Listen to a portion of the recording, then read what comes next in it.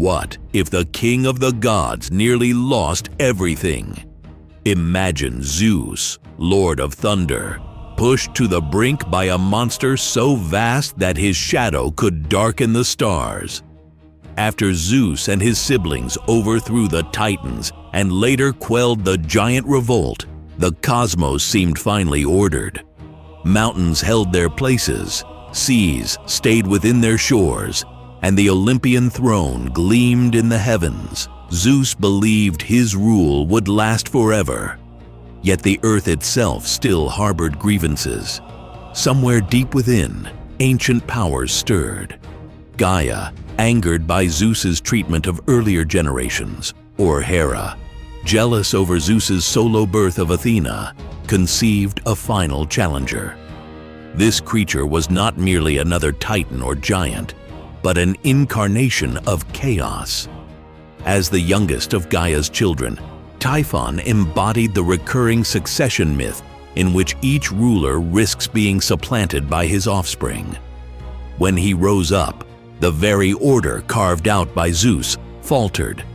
Peaks shook, stars blinked, and for the first time since the dawn of Olympus, fear crept into immortal hearts. Our story opens at this precipice, when the divine world held its breath, unsure if its ruler could withstand the storm.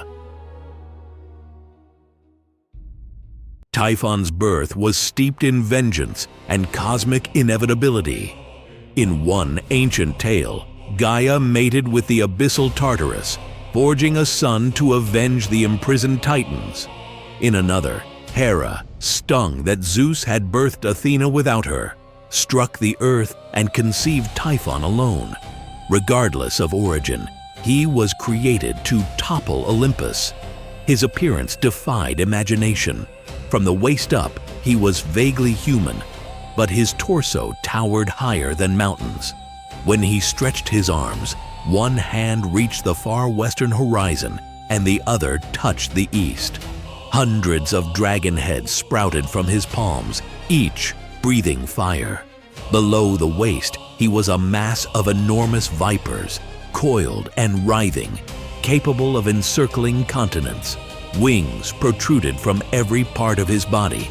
His disheveled hair billowed like storm clouds, and his eyes flashed with flames. Hesiod described his voices as astonishing.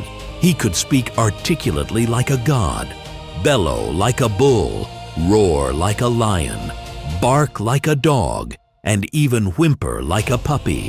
His sound alone could shake mountains and confuse the senses, preventing orderly communication. Even the word typhoon, though etymologically unrelated, evokes his stormy nature. Such a being could not coexist peacefully under Zeus's reign. Typhon was born to upend the cosmos, and he wasted no time. When Typhon began his assault, Olympus shuddered. Pan, the half-goat god of wild places, sensed the danger and let out an unearthly shriek. Some say this panic cry gave birth to the word panic itself. The gods had never known such fear. Typhon hurled red-hot boulders at the heavens and breathed storms of fire. His great wings whipped hurricane winds. As he advanced, even immortal hearts quailed.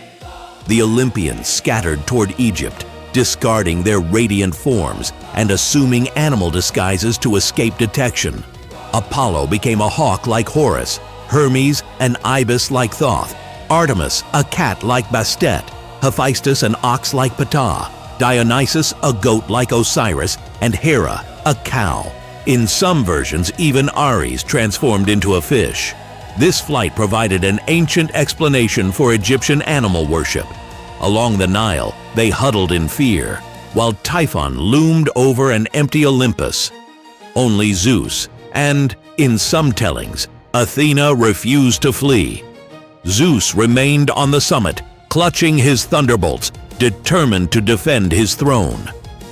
Lightning crackled in his grasp as Typhon's shadow darkened the sky. The stage was set for a confrontation unlike any before.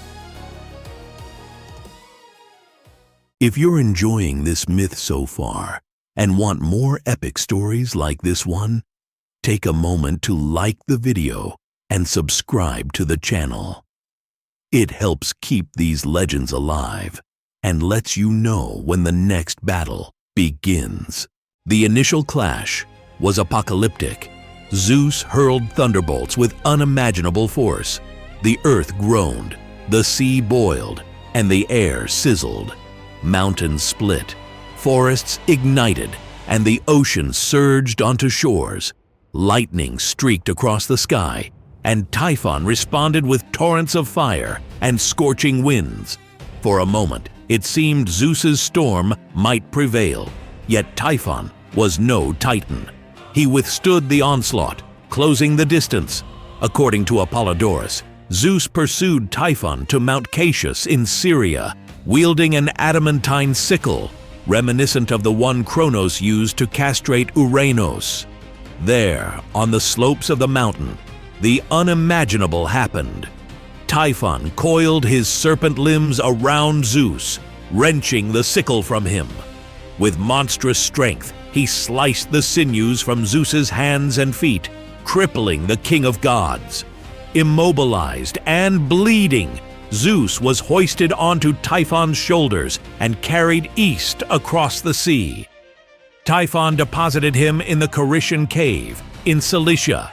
He stuffed the severed sinews into a bearskin and left them under the watch of the dragoness Delphine, a creature half maiden, half serpent. The ruler of the cosmos lay helpless in a dark cavern while chaos strode free. For the first and only time, Zeus was truly defeated. The heavens fell silent, Olympus sat empty, and mortals trembled. If Typhon could maim Zeus, what hope remained? Despair threatened to engulf the world, but allies moved quietly. Hermes, cunning messenger and trickster, along with Egipan, or in some versions the rustic god Pan, or the hero Cadmus, devised a daring rescue. While Typhon basked in his victory, Hermes and his companion crept into the cave where Delphin guarded the sinews. Through stealth and trickery, they retrieved the stolen tendons and restored them to Zeus's limbs. In some retellings, Pan distracted Typhon with music while Cadmus snatched the sinews. Meanwhile, the Moirai, the Fates, prepared their own stratagem. They invited Typhon to Mount Etna and offered him fruit soaked in wine, claiming the drink would grant him invincible strength. Typhon, unused to wine, believed them. Instead of fortifying him, the wine sapped his vigor. Revived by his restored sinews, Zeus mounted a chariot drawn by winged horses and took to the skies. His defeat had taught him caution. He would not underestimate his foe again. The cosmos braced itself for a second, even fiercer clash. The rematch shook the world to its core. Zeus flew toward Typhon with renewed fury, hurling lightning bolts like shooting stars. Thunder boomed and fires flared.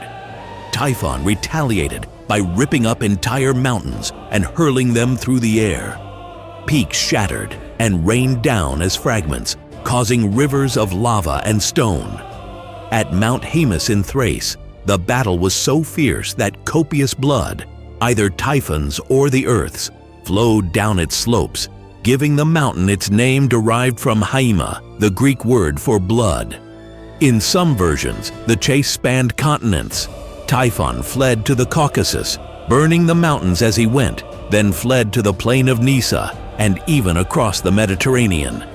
Everywhere he went, Zeus pursued, firing bolts that scorched forests and boiled seas.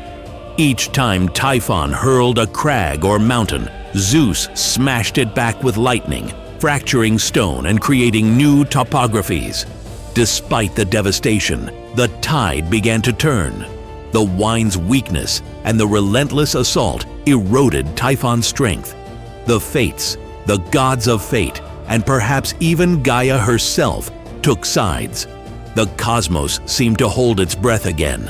At last, Typhon turned and fled across the Sicilian Sea, hoping to hide among the islands.